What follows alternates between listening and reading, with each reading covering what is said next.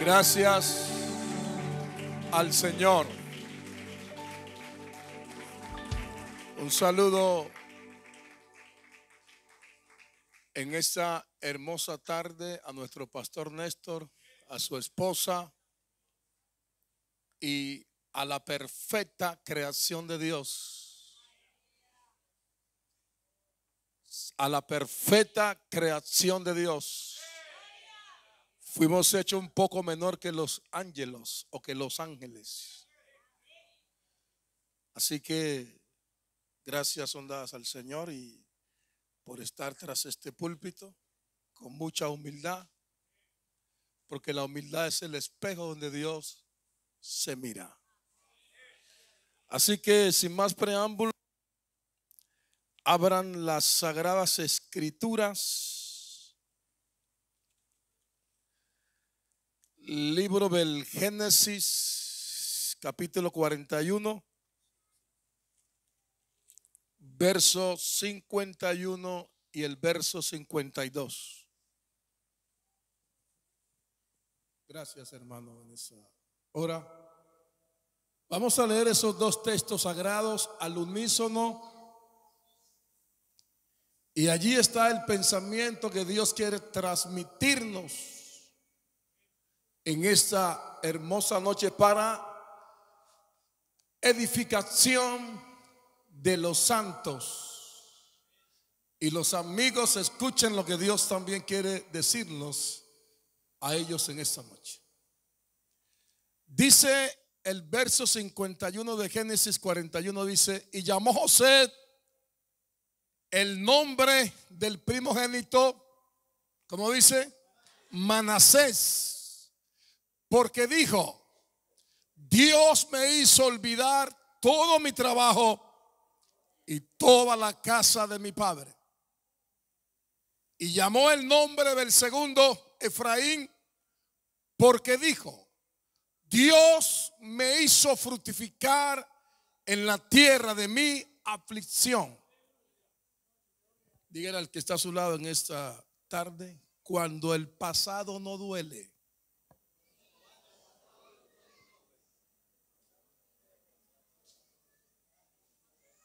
pero dígalo de verdad. Cuando el pasado no duele. Siéntense, hermano.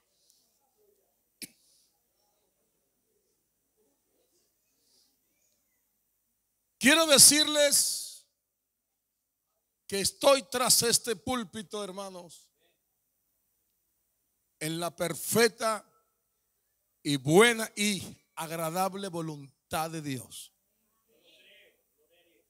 Y vengo en la autoridad de la palabra de Dios, en el nombre sagrado de Jesús y bajo la unción del Espíritu Santo, a transmitirles este sencillo mensaje. Cuando el pasado no duele.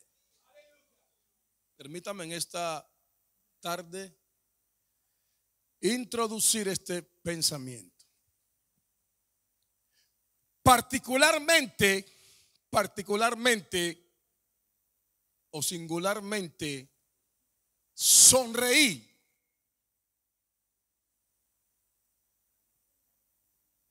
Escúcheme, y sonreír no solo es abrir la boca y enseñar los dientes, sino abrir el corazón. Es decir, estar dispuesto a que las sensaciones positivas nos inunden y caminar por sendas bellas y hermosas. Pero yo dije, particularmente sonreí cuando leí San Juan capítulo 2. Particularmente sonreí el día que descubrí que el primer milagro que Jesucristo hizo no fue sanar un paralítico ni levantar un muerto. Lo pudo haber hecho, pero no lo hizo. En cambio, su primer milagro público tuvo que ver con un milagro emocional. ¿Por qué razón? Porque al convertir el agua prosaica o simple en vino, estaba en una fiesta, invitado Jesús y sus discípulos, y estaba María ahí. Pero ella detectó que faltó el vino y miró a Jesús como queriendo decir: no, es que usted es el que puede resolver el problema, yo no. Y las copas estaban vacías y la gente. Y entonces dice María: no, pues Jesús, mire, ayúdele. Le dijo: ¿qué tienes conmigo, mujer? Aún no ha llegado mi hora, pero voy a entrar. Y entró. Ese milagro trajo alegría al corazón de los que servían en las bodas de Canaán en Galilea. Escúcheme, hermano. No se extrañe en esta tarde que al enseñar sobre el lenguaje poderoso que tiene tu alabanza, comience haciendo referencia a un asunto de sanidad interior. Antes que podamos expresarlo, loarlo, bendecirlo y agradecerle por cada cosa que Él hace en nuestras vidas. Con esto le estoy diciendo en esta tarde que en estos últimos tiempos, antes de que veamos milagros portentosos, enfermos ser sanados y personas impedidas, lo primero que Dios va a hacer es restaurar el gozo en corazones de personas que están peleando sendas batallas, pero con las armas equivocadas.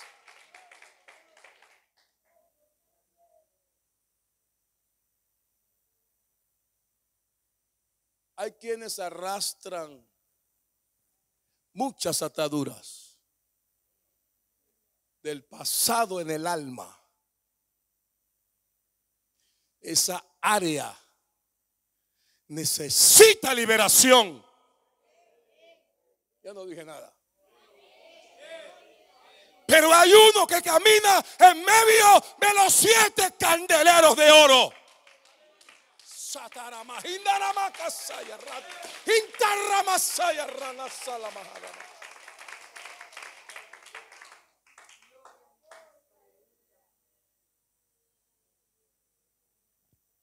Esa herida necesita liberación. Esa área necesita liberación. Hay heridas, amarguras, resentimientos, falta de perdón, rechazo. Esa área necesita liberación y sanidad interior. Y la pregunta aquí es: ¿cuál es el proceso de exteriorizar? Confesar,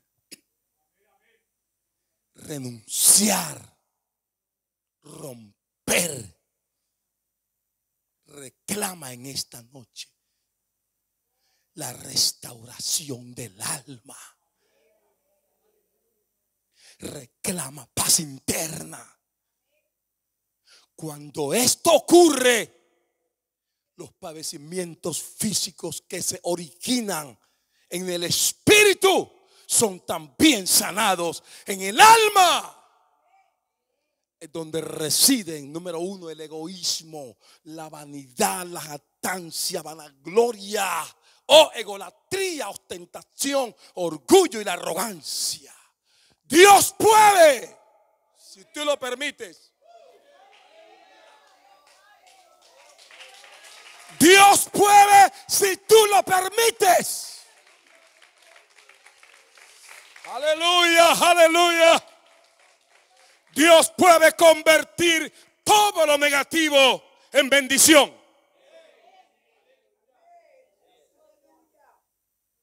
Dios tiene todo el poder.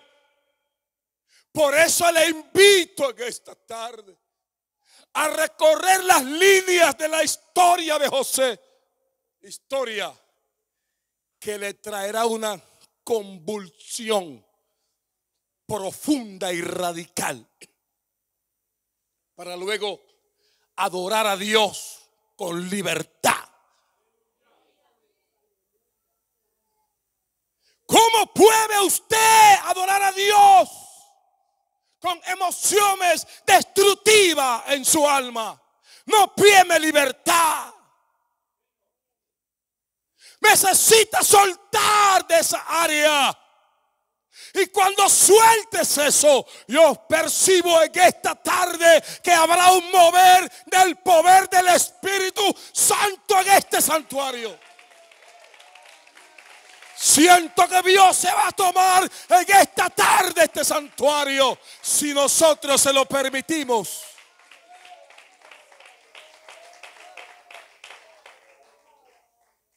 La Biblia dice que donde está el Espíritu, donde está el Espíritu, pero ¿de dónde está? Pero es donde está. Es donde está. Y si Dios está en ti, no tienen que obligarte a adorarlo. Tú sabes que Él está en ti y Él produce en ti la libertad. Alabanzas al poderoso nombre de Jesucristo en esta tarde. Yo siento un mover del Espíritu.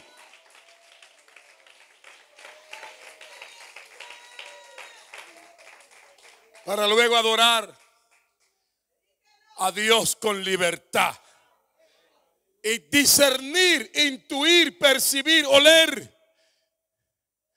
Que cada palabra, cada canción, cada acto del mover profético del reino de Dios tiene el poder en esta noche de sacudir el dominio de las tinieblas.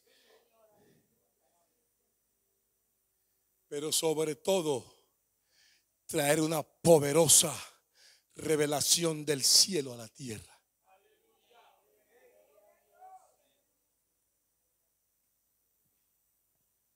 Génesis capítulo 41, verso 14 al 16 dice la Biblia. Entonces Faraón envió y llamó a José y lo sacaron apresuradamente. ¿Está conmigo aquí? De la cárcel y se afeitó. Y mudó sus vestidos. Y vino a Faraón. Y dijo Faraón a José: yo he tenido un sueño. Y no hay quien lo interprete. Más he oído decir de ti, que oyes sueños para interpretarlos. Respondió José a Faraón diciendo: no está en mí. Le atribuyó al Señor lo que él no podía hacer, pero que Dios lo hiciera a través de él. Yo no sé, pero en esta noche esto va a reventar aquí en el poder del Espíritu Santo. Aleluya. Dice el muchacho, tiene 30 años para ese momento. Dice: será él el que dé respuesta propicia a Faraón. Ahí comenzó.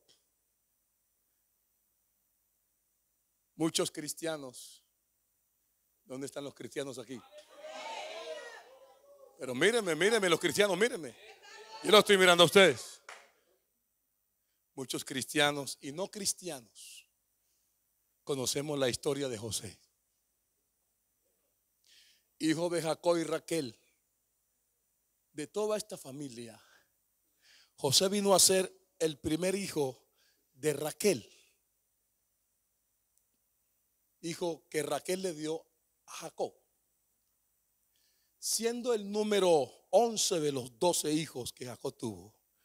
Y Benjamín, su hermano, el segundo hijo de Raquel.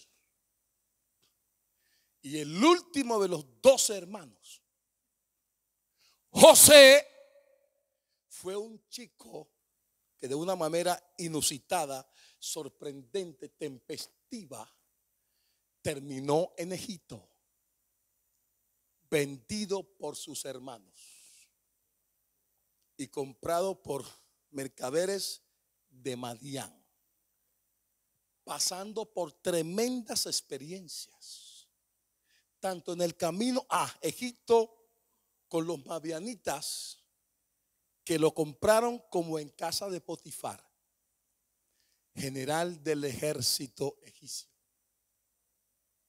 Del mismo modo, en la cárcel donde fue enviado por una falsa acusación, ahora, escuche, ahora,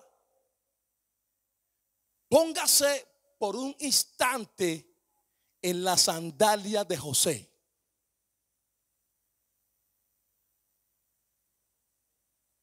Y se dará cuenta que el común denominador de estas terribles experiencias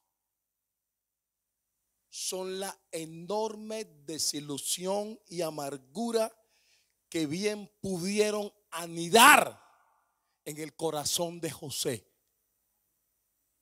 Y como dice el más lucado, el escritor aquí es donde mucha gente decide ahorcarse, cortarse las penas, volverse adicto, tirarse de un puente, contener mucha ira y mucho dolor, resentirse con la sociedad y echarle la culpa a Dios por todas sus desgracias. Pero esto no fue lo que pasó por la cabeza de José. ¿Y sabe una cosa? Y yo me alegro. Yo no sé si usted, pero yo me alegro. Yo me alegro por eso. Porque esto me enseña que hay algo que las pruebas no pueden tocar: tu destino. Alabado sea Jesucristo. Mi pregunta en esta tarde: ¿qué es un destino? Un destino es un encadenamiento de hechos, una consignación. Escúcheme, un destino es el dedo de Dios señalándote. José estaba señalado por el dedo de Dios. Tu destino, un determinado fin. Y aunque José fue atacado a traición, vendido y maltratado, él nunca se dio por vencido. La amargura no fue parte de su clamor. La rabia nunca se transformó en odio. Su corazón nunca se endureció. Su propósito nunca se envaneció. Su fe nunca sucumbió. Además, Dios no había olvidado las promesas y los sueños que un día le dio a José. El sol, la luna y los 11 hermanos inclinándose. Había un destino en José. ¿Sabe una cosa, hermano? El propósito de Dios es inevitable. Y dentro del propósito hay alteraciones. No podemos saltarnos los propósitos de Dios con garrocha. ninguna mamera. Hay que estar dentro del proceso para que Dios trabaje contigo y para que Dios trabaje en mí. Venga lo que venga, pase lo que pase, esta iglesia tiene un destino marcado y es el cielo.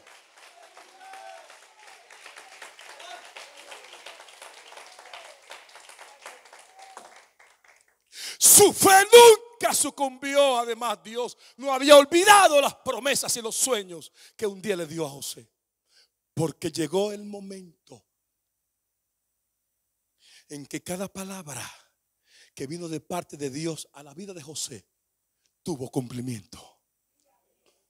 Porque Dios no solo cumple sus promesas, sino que también sus pactos son reafirmados en la vida del hombre.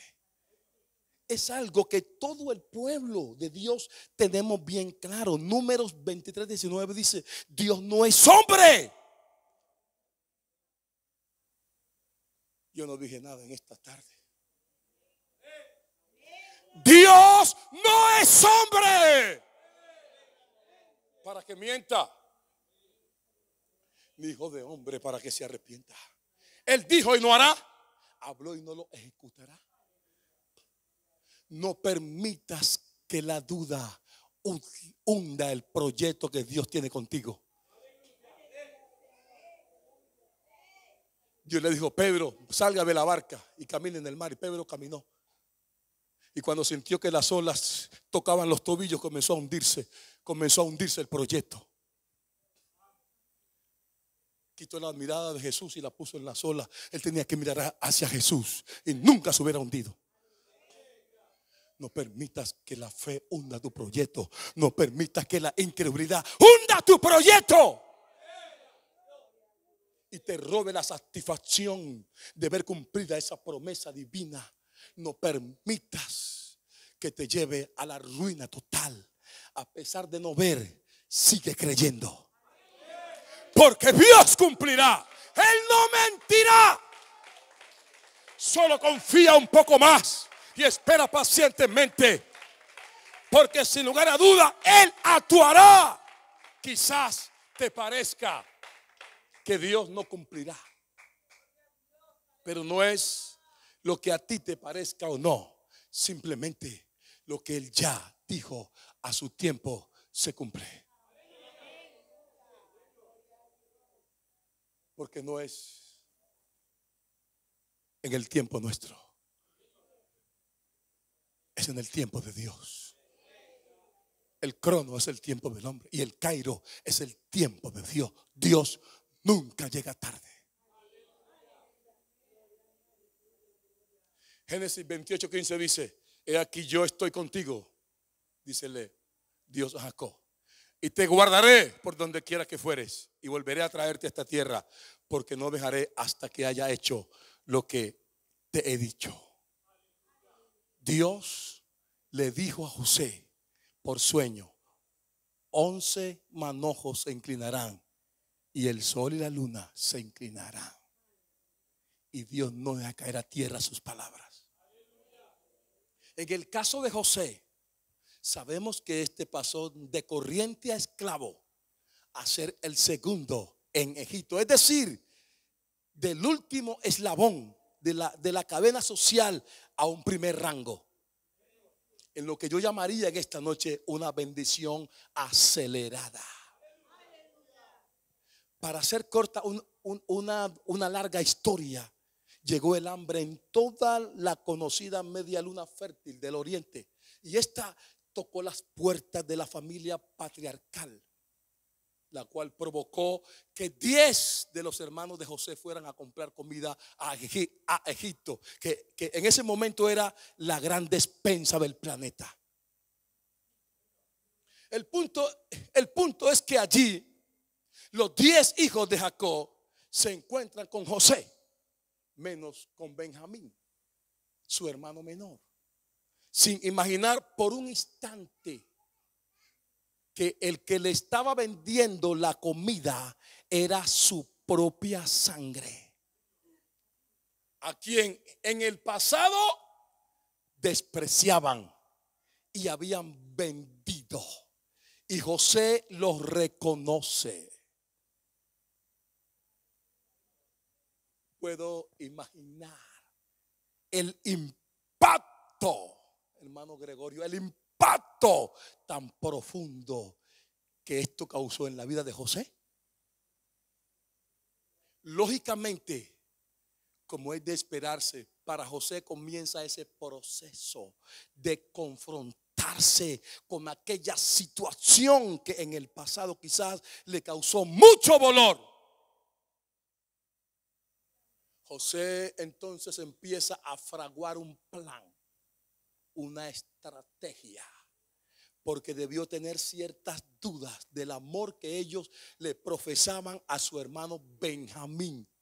Y astutamente, sagazmente, hacerle revivir un poco el remordimiento de ese episodio nefasto, cuando tuvieron la cara dura de entregar ensangrentada su amada túnica de 7 colores, destrozando el corazón de su padre con la farsa de su muerte. Creo que dijo dentro de sí: yo quiero ver a mi hermano menor, el hijo de mi madre Raquel.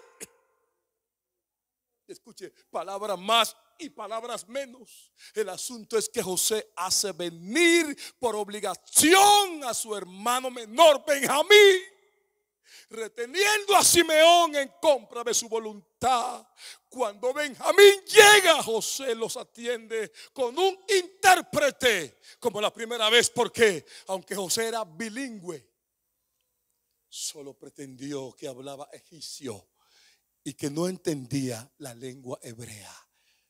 En ese cuadro dramático, antes de marcharse los 11 hermanos, él hace que su copa sea escondida en el saco de trigo de Benjamín, porque creo que José seguía probando la actitud de sus hermanos hacia Benjamín. Creo que José quería saber si ellos trataban a Benjamín como lo trataron a él en el pasado. Recuerden estos hermanos, recuerde esto, hermanos y amigos. Ellos no saben quién es él. Ellos creen que es el segundo al trono. Presumen que es un egipcio, porque tenía un nombre egipcio, Sanad Panea, que significa declarador de lo oculto. Hablaba egipcio, casado con una egipcia Asená, y se vestía como tal, es decir, con su faldellín hecho de lino real, su peluca y el resto de indumentaria egipcia que correspondía a esa época. Génesis 41, 14 dice: entonces Faraón envió y llamó a José, y lo sacaron apresuradamente de la cárcel, y se afeitó y mudó sus vestidos y vino a Faraón. Tú estarás sobre mi casa y por tu palabra se gobernará todo mi pueblo. Solamente en el trono seré yo mayor que tú. Entonces Faraón quitó su anillo de su mano y lo puso en la mano de José, y lo hizo vestir de ropa de lino finísimo, y puso collar de oro en su cuello, y lo hizo subir en su segundo carro, y pregonaron delante de él: dobla las rodillas. ¿Sabía que José es un tipo de Cristo? Y lo puso sobre toda la tierra de Egipto. Y aquí viene el perdón y olvido. Le reitero en esta tarde, para que no pierda el hilo de este sencillo mensaje, que aunque ellos no saben quién es él, José sí sabe quiénes son ellos. Ellos habían sido muy crueles con él, y eso a él no se le había olvidado. Aunque los había perdonado en su corazón, aunque los había perdonado en su corazón, esto que voy a decir aquí contradice la teología de muchos consiervos que enseñan que si perdonaste debes de olvidar. Lamento diferir de eso, de ese punto de vista. Pero la historia no se olvida. Menos cuando uno ha sido protagonista de la misma. El punto aquí es, al mirar atrás, al recordar las malas experiencias, esas situaciones difíciles y amargas de la vida, ya no duelan. Eso significa que usted ya se reconcilió con el pasado. Si todavía te duele el pasado, necesitas en esta noche, en el nombre sacrosanto de Jesucristo, necesitas resolver y ser sanado de tu pasado. Seguir con tu vida en Dios y no dejar que el pasado te detenga. Y si el diablo te recuerda tu pasado, recuérdale su futuro en esta noche.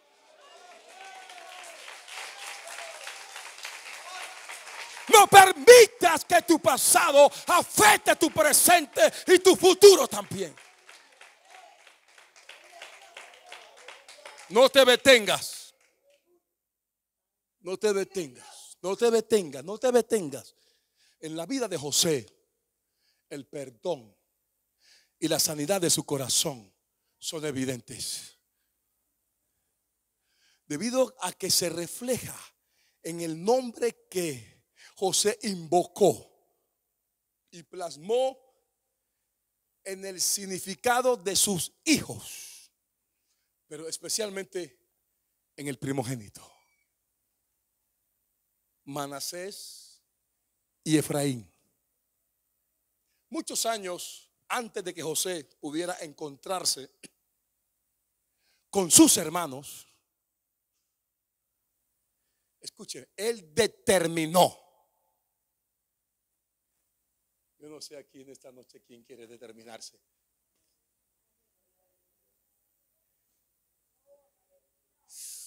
Hay una unción aquí, hermano.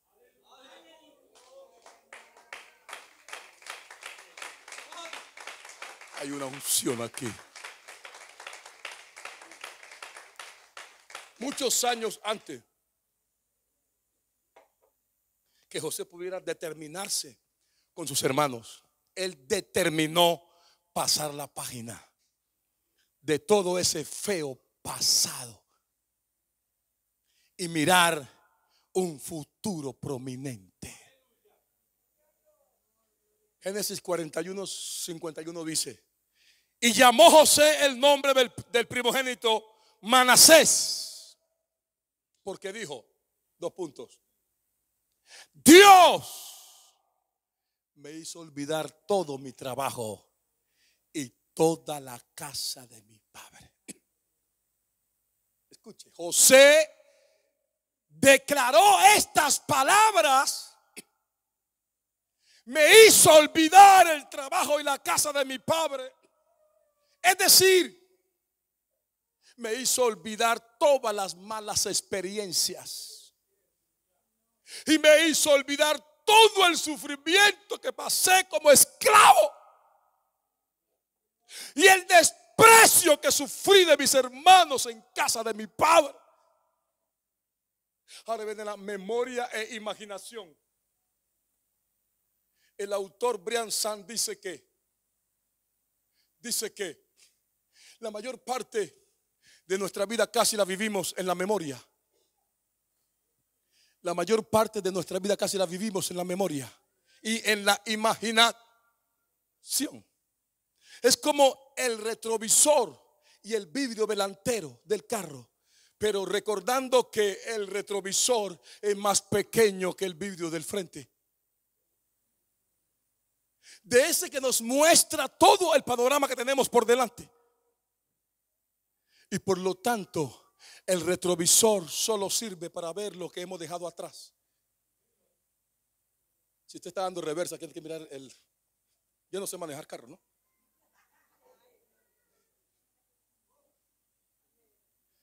Y por lo tanto, el retrovisor solo sirve para ver lo que hemos dejado atrás. Vivimos recordando el pasado. imaginando el futuro, nos encontramos con el pasado por la melodía y con el futuro por la imaginación. La memoria y la imaginación son las que nos permiten oír la melodía. Recordamos la nota que oímos hace un segundo e imaginamos la nota que anticipamos. Y así es como encontramos la melodía. El clásico ejemplo es tan, tarán, tarán, tan, tarán, tarán. Escúcheme, sin memoria e imaginación no habrá melodía en nuestras vidas espirituales. Solo preocupación por el momento presente. En otras palabras, o más bien parafraseando aquí, cuando usted permite que fuerzas malévolas dominen su memoria, va a sufrir severos tormentos mentales. Es como el infierno dentro de su cabeza. Una cosa intolerable.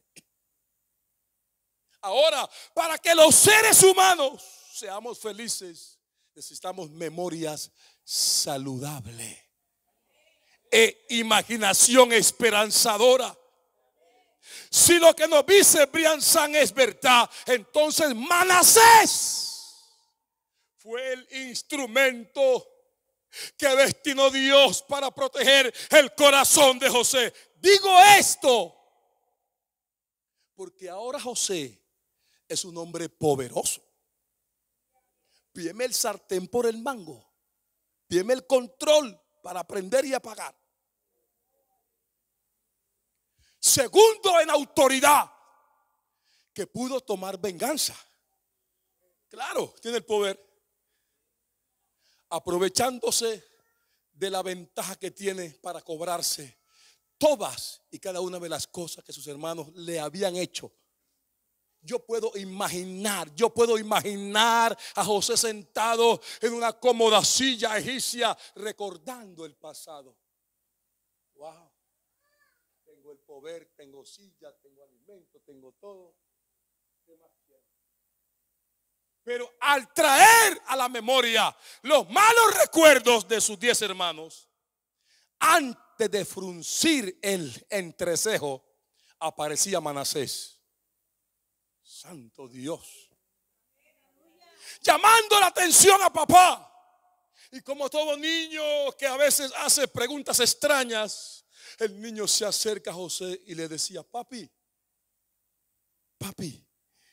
¿qué quiere decir mi nombre? Y José diciéndole, y a la vez confesando con su boca: tú te llamas Dios me hizo olvidar. Y las arrugas del entrecejo volvían a su posición normal. Y fue hasta que José olvidó, es decir, hasta que al mirar atrás y sentir que eso ya no dolía, que pudo llamar a su segundo hijo Efraín, que significa fructífero, porque declaró estas palabras: Dios me hizo fructificar en la tierra de mi aflicción. La enseñanza aquí es tener muy claro, iglesia y amigos, muy claro, que necesitamos olvidar el dolor del pasado. ¿Para qué? Para poder fructificar aún en los lugares donde hemos experimentado el abatimiento más profundo. La Biblia dice: y sabemos que a los que aman a Dios todas las cosas les ayudan para bien.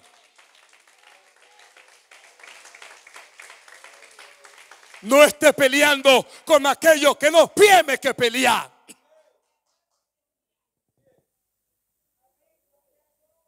Un día dijo Job, en medio de su aflicción, de sus 3 dificultades: ¿quién me viera el saber dónde hallará a Dios. Yo iría hasta su silla y le reclamaría. ¿Qué tenemos que reclamar nosotros a Dios?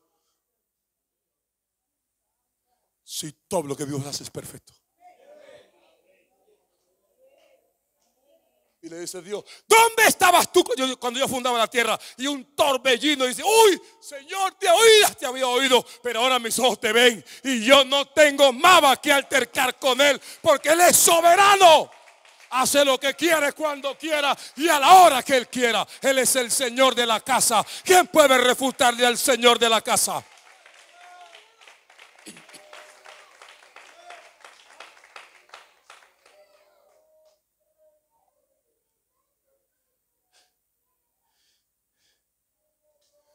Necesitamos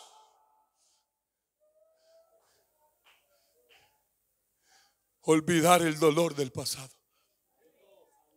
para poder fructificar aún en los lugares donde hemos. Hay hermanos que no viven sino del pasado. ¿Qué cuento de pasado? Mira tu futuro en Dios, hombre. Es verdad, tenemos pasado, presente y futuro, pero ya el pasado es pasado. Para poder fructificar en los lugares donde hemos experimentado el abatimiento más profundo. Yo sé que todos hemos pasado momentos difíciles. Yo los pasé en Colombia, momentos difíciles. Muchos los han pasado, momentos difíciles, con la pérdida de seres queridos. Es verdad, eso duele. Hay dos palabras muy cortas: resignación y superación. Uno se resigna, pero nunca va a superar. Pero no podemos vivir de ese recuerdo. Eso nos va a matar.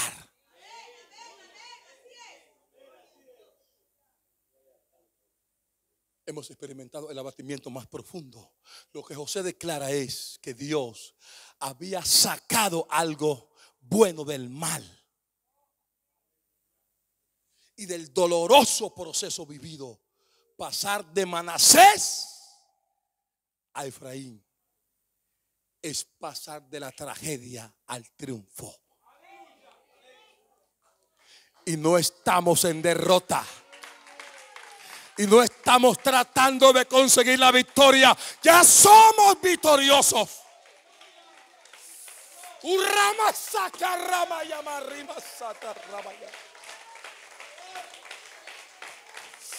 Vamos en victoria y de gloria en gloria hasta ver a Dios en la eternidad.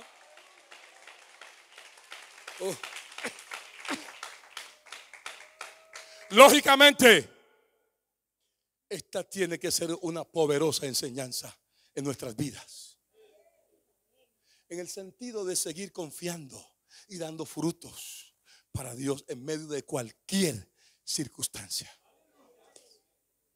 El nacimiento de Efraín fue como deliciosas frutas después de podar los malos tratos de la esclavitud y la prisión. Mi vida no solo debe tener el Manasés del olvido, sino también el Efraín del doble fruto. Doble fruto. Porque la vida común está diseñada para tener fruto. Pero una vida que supera el dolor y cada prueba, Jesucristo dijo, San Juan 33:16 dice: en el mundo tendréis aflicción, pero confiad, yo he vencido al mundo. Porque la vida común, hermano, está diseñada, prefigurada para tener fruto. Pero una vida que supera el dolor y cada prueba que se impone en el camino tiene el delicioso fruto del triunfo. Porque sabemos que todo esto hay una razón, hay una causa y hay un motivo y un propósito en Dios. Tal como dijo el apóstol San Pablo en Filipenses 3:13 y 14 dice: hermano, yo mismo no pretendo ya alcanzado haberlo ya alcanzado. Pero una cosa hago, olvidando ciertamente lo que queda atrás y extendiéndome a lo que está delante, prosigo a la meta, al premio del supremo llamamiento de Dios en Cristo Jesús. Quiero darte en esta hora, suelta lo que te ata, suelta lo que te oprime, suelta lo que te agobia. Oh, hija de Jerusalén, suelta las ataduras. Suelta ese muerto que vienes arrastrando meses, años tras año. Ese odio, esa amargura, ese resentimiento, ese rencor. Hay ataduras internas que no te permiten tener la verdad para adorarlo, oír su palabra, ser sanado, orar, recibir el Espíritu Santo. Esteban, en medio de su sufrimiento, en medio de las piedras, en medio del dolor, dijo: Señor, no le tomes en cuenta su pecado, recibe mi espíritu. Cristo, en aquella cruenta cruz, en la dimensión humana, al reflexionar sobre la muerte, dijo el Señor: Padre, perdónale, porque no saben lo que hacen. Ahora los hermanos de José, al reflexionar sobre la muerte de su padre, los hermanos de José concluyeron diciendo: tal vez José nos guarde rencor y ahora quiera vengarse de todo el mal que le hicimos. Génesis 50, 15 al 20 dice: viendo los hermanos de José que su padre era muerto, dijeron: quizás nos aborrecerá José y nos dará el pago de todo el mal que le hicimos. Y enviaron a decir a José: tu padre mandó antes de su muerte diciendo: sí, así diréis a José, te ruego que perdones ahora la maldad de tus hermanos y su pecado, porque mal te trataron. Por tanto ahora te rogamos que perdones la maldad de los siervos del Dios de tu padre. Y José lloró mientras hablaban. Vinieron también sus hermanos y se postraron delante de él. Escuche, ahí se cumplió el sueño, ¿no? Y se postraron delante de él.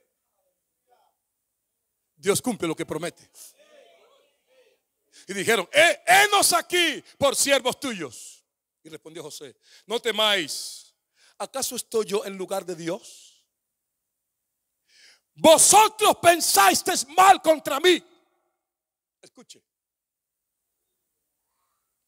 Mas Dios lo encaminó a bien para hacer lo que vemos hoy, para mantener en vida mucho pueblo.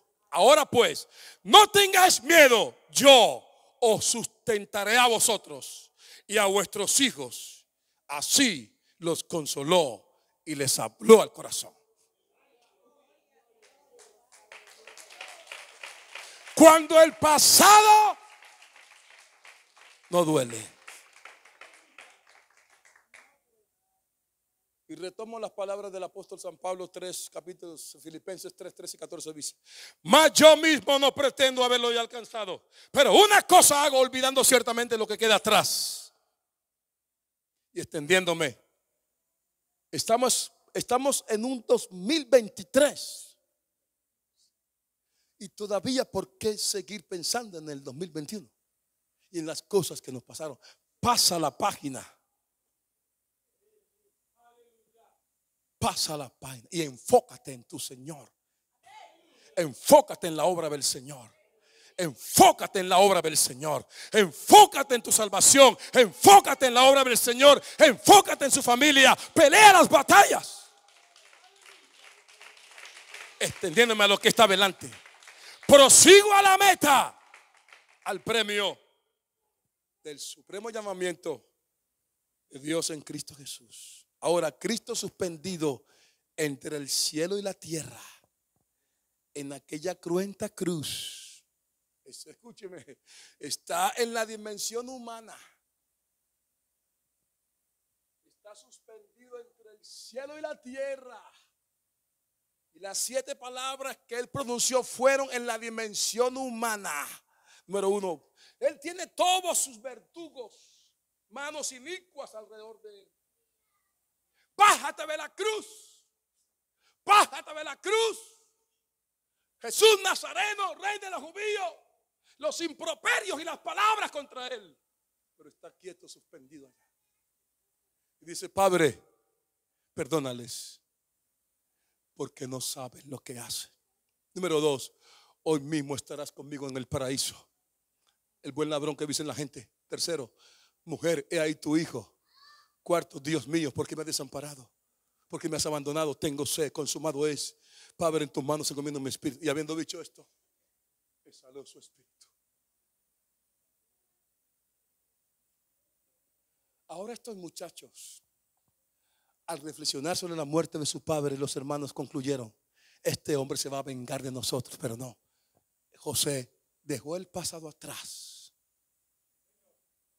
y se enfocó en su vida. En Filipenses 3, versos 3 y 14 hay 2 verbos. La clave en este pasaje son verbos: olvidar y fijar. Se olvida el pasado para fijar tu mirada en un futuro extraordinario. Esta iglesia tiene un futuro extraordinario. ¿Qué significa eso, hermano lo mía? Fuera de la regla excepcional. Pablo continuó diciendo así: avanzo hasta llegar al final de la carrera. Y aquí voy a concluir. ¿Tienes tus luchas con recuerdos dolorosos del pasado o con personas que te hirieron? Si es así, lleva esa situación o persona a la presencia del Señor y pídele que te dé sabiduría de cómo puedes sacar doble fruto de ellos. Sé sensible a la voz del Espíritu Santo y pondrás asombrarte en esta tarde de la respuesta divina. Estén sobre sus pies en esta tarde.